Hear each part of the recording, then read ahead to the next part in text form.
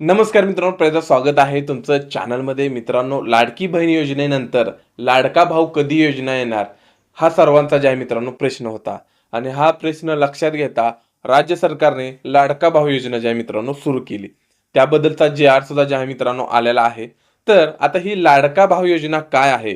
आता लाडकी भाऊ योजना आपल्या सगळ्यांना माहित असेल की महिलांना ₹1,500 मिळणार. त्याच्या काही ज्या नियम अटी आहेत ती मी चॅनलवर ऑलरेडी तुम्हाला सांगितलेल्या आहेत.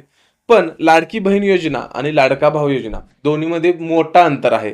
लाडकी बहीण योजनेमध्ये तुम्हाला कागदपत्र द्यायचे, तुम्हाला अर्ज सबमिट करायचा आहे, झालं तुमच्या बँक खात्यामध्ये पैसे येणार. मात्र लाडका भाऊ योजनेसाठी मात्र तसं अजिबात नाही. म्हणजे लाडकी बहीण योजनेमध्ये फक्त अर्ज दिला, कागदपत्र दिली, काम झालं. मात्र लाडका भाऊ योजनेमध्ये थोडंसं नियम व अटी जास्त आहेत. तर आता ही लाडका भाऊ योजना काय आहे? ह्याचा लाभार्थी कोण आहे? पात्रता त्याच्यानंतर ह्याला कागदपत्र काय काय लागणार आणि तुम्हाला ते पैसे कसे येणार, सर्व प्रकारच्या गोष्टी आजच्या व्हिडिओमध्ये आपण जाणून घेणार आहोत. तर लाडका भाऊ योजनेसाठी सर्वप्रथम पात्रता काय आहेत, म्हणजे कोण लाभार्थी असू शकतं, हे तुम्हाला ज्या मित्रांनो सांगतो. सर्वप्रथम तो एक महाराष्ट्राचा जे आहे मित्रांनो रहिवासी असणं गरजेचं आहे. त्याच्यानंतर त्या उमेदवाराचं वय हे 18 ते 35 या दरम्यान असणं गरजेचं आहे. आता उमेदवाराचं किमान शिक्षण, किमान बरं का, 12वी असणं खूप गरजेचं आहे. मग त्याच्यामध्ये 12वी असेल, ITI असेल, पदविका असेल, पदवीधर असेल, पदव्युत्तर असेल. म्हणजे 12वी असेल, कुठल्याही प्रकारची डिग्री झाली असेल तरी चालेल, ITI चालेल, ग्रॅज्युएशन कंप्लीट असेल तरी चालेल, पोस्ट ग्रॅज्युएट असला तरी सुद्धा चालेल. ही गोष्ट जी आहे मित्रांनो सर्वप्रथम तुम्ही लक्षात घ्या. आता उमेदवाराची आधार नोंदणी असावी. आता आधार नोंदणी कुठं करायची त्याची जी आहे मित्रांनो वेबसाईट मी खाली डिस्क्रिप्शनमध्ये देतो लिंक. त्या वेबसाईटवरती जाऊन तुम्हाला तुमचं नाव, तुमचं शिक्षण, तुमचा आधार क्रमांक या सर्व प्रकारच्या गोष्टी टाकाव्या लागणार आहेत. मी तुम्हाला खाली वेबसाईट देतो, डायरेक्ट तिथं जाऊन सोपं आहे. तुम्हाला तुमचं नाव, तुमचा आधार कार्ड क्रमांक, तुमचं शिक्षण कुठं झालंय, किती पर्सेंटेज आहेत, सर्व प्रकारच्या गोष्टी तिथं तुम्हाला जे आहे मित्रांनो तिथं नोंदणी करणं गरजेचं आहे. त्याच्यानंतर उमेदवाराचं बँक खाते संलग्न आधार असावे, म्हणजे तुमच्या बँक खात्याला आधार कार्ड असणं लिंक गरजेचं आहे. त्याच्यानंतर जे आहे मित्रांनो, हां एवढंच आहे याच्यामध्ये जे आहे मित्रांनो. ही पात्रता आहेत, म्हणजे ज्यांच्याकडं ह्या गोष्टी आहेत, म्हणजे ज्यांची 12वी पास झालेलं आहे कमीत कमी, त्या लोकांसाठी जे आहे मित्रांनो ही योजना आहे. आणि दुसरी गोष्ट म्हणजे जर तुम्ही कुठे जॉब करत असाल किंवा तुम्ही कुठल्याही प्रकारचा बिझनेस करत असाल तर तुम्ही ह्या योजनेच्या नादी लागू नका. ही योजना तुमच्यासाठी नाही. आता सर्वप्रथम मी तुम्हाला सांगतो की 12वी झाली असेल, ITI झाला असेल किंवा ग्रॅज्युएशन कंप्लीट झाले असेल, म्हणजे पदवीधर झाला असेल, तर त्यांना कशा प्रकारचं मानधन दिलं जाणार आहे. जर तुम्ही 12वी पास असेल तर तुम्हाला महिन्याला ₹6,000 मिळणार आहे. तुमचं ITI पदविका तुमची झाली असेल तर तुम्हाला ₹8,000 मिळणार आहेत. आणि तुम्ही पदवीधर किंवा पदव्युत्तर म्हणजे ग्रॅज्युएट, पोस्ट ग्रॅज्युएट झाला असेल तर तुम्हाला ₹10,000 महिन्याला मिळणार आहेत. आता बऱ्याच जणांना वाटेल की माझं 12वी झाले किंवा माझं ग्रॅज्युएशन झालंय, मला 6,000 किंवा 10,000 येणार. तर असं अजिबात नाही. ही गोष्ट तुम्ही लक्षात घ्या.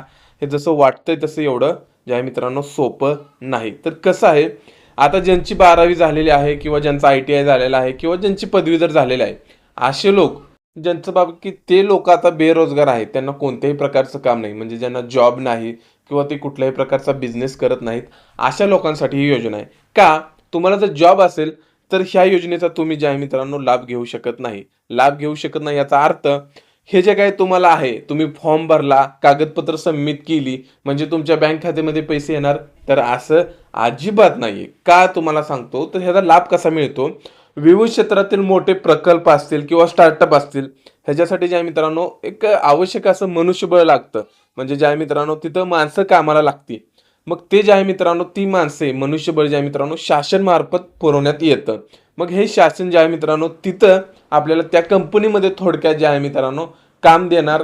मग ते स्टार्टअपचा असेल, कुठल्याही प्रकारचा उद्योग असेल, मोठे प्रकल्प असतील, ह्याच्यासाठी तुम्हाला तिथं जायचं आहे कामाला, म्हणजे थोडक्यात इंटर्नशिप करायची आहे.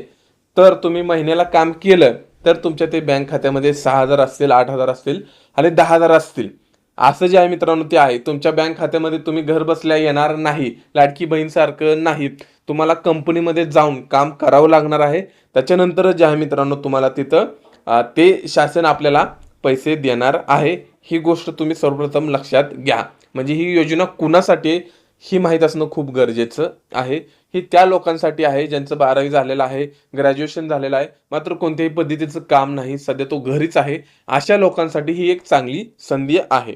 बरं, आता पात्रता मी तुम्हाला सांगितली, कशाप्रकारे तुम्हाला पैसे मिळणार हे सांगितलं. आता ह्याला आवश्यक कागदपत्रे काय-काय आहेत हे मी तुम्हाला सांगतो. सर्वप्रथम तुमचा आधार कार्ड ह्याला लागणार आहे. तुमचा जन्माचा दाखला लागणार आहे. त्याच्यानंतर तुमचा मोबाईल नंबर लागणार आहे. पासपोर्ट साईजचा फोटो लागणार आहे.